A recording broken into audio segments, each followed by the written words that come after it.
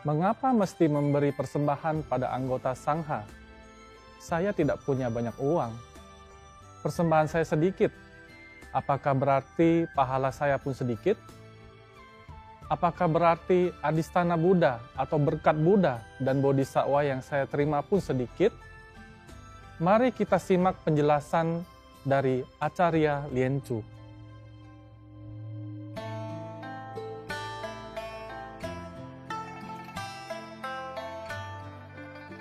Namo Buddhaya. Ya, jadi ini mengenai persembahan kepada anggota sangha ini bermula dari 2650 tahun yang lalu. Murid dari Sakyamuni Buddha yang bernama Maudalana, yang kita kenal dengan mempunyai dharma bala yang paling besar di antara murid-murid dari Sakyamuni Buddha. Dan Maudalana mempunyai seorang ibu yang telah meninggal dunia. Suatu ketika Maudalana pengen menjumpai ibunya.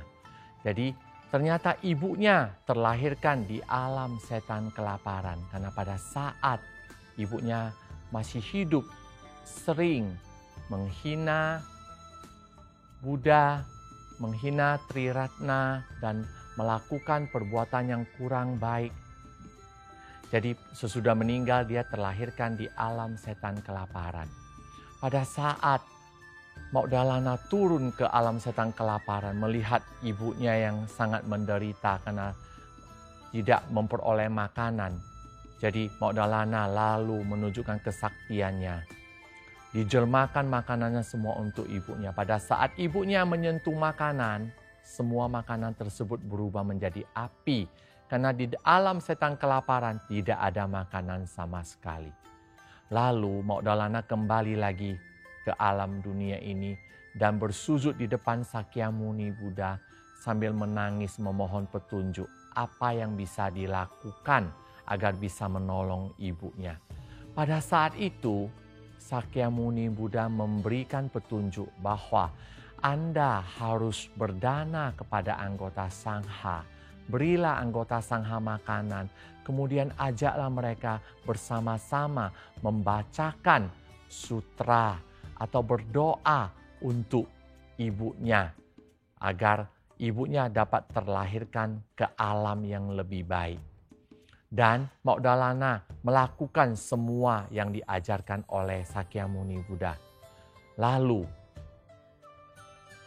Maudalana memberikan sedekah kepada rekan-rekan anggota sanghanya dan berdoa bersama. Terakhirnya Maudalana melihat ibunya itu keluar dari alam setan kelaparan dan terlahirkan. Dan melihat ibunya keluar dari alam setan kelaparan dan terlahirkan di alam yang lebih baik.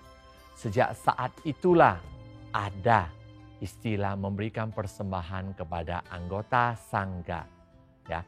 Dan juga banyak orang berpikir, saya tak punya banyak uang, persembahan saya sedikit. Apakah berarti pahala saya pun sedikit? Saya kira ini yang saya mau jelaskan di sini bahwa tidak tergantung uangnya besar atau sedikit. Pada zaman Sakyamuni Buddha ada satu cerita yang sungguh menarik. Ada seorang pengemis wanita yang tidak mempunyai apa-apa. Tapi pada saat Sakyamuni Buddha memberikan Dharma Desana, beliau pengen hadir dan beliau pengen memberikan persembahan pelita. Dia mendatangin yang menjual minyak, katanya, bolehkah saya membeli? Ya, tapi dia lagi mikir membeli dengan apa. Yang menjual minyak bilang saya kasih kamu aja minyak, tapi dia tetap tidak mau karena dia menganggap dia harus membeli baru ikhlas. Gitu loh. Dia tidak mempunyai apa-apa, pakaian dia compan-camping. Jadi kemudian tak ada apa-apa lagi.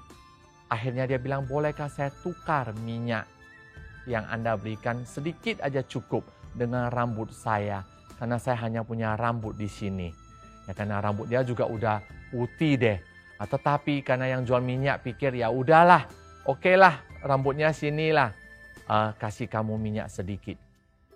Dan akhirnya pengemis ini memasang pelita pada saat Sakyamuni Buddha melakukan Dharma Desana.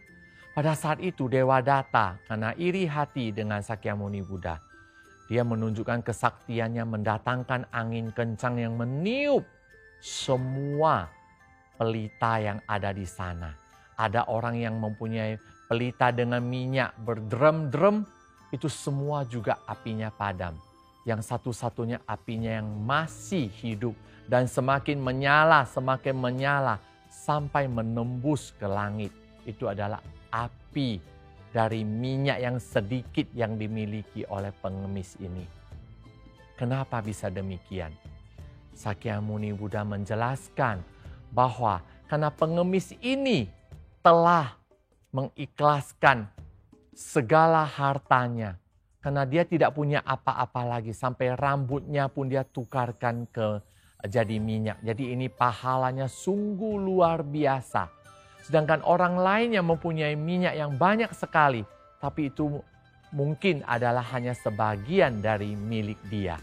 Sedangkan yang minyak yang sedikit ini adalah sepenuhnya segalanya bagi pengemis tersebut. Jadi itu tidak tergantung kepada bahwa uang yang kamu berikan itu banyak atau sedikit.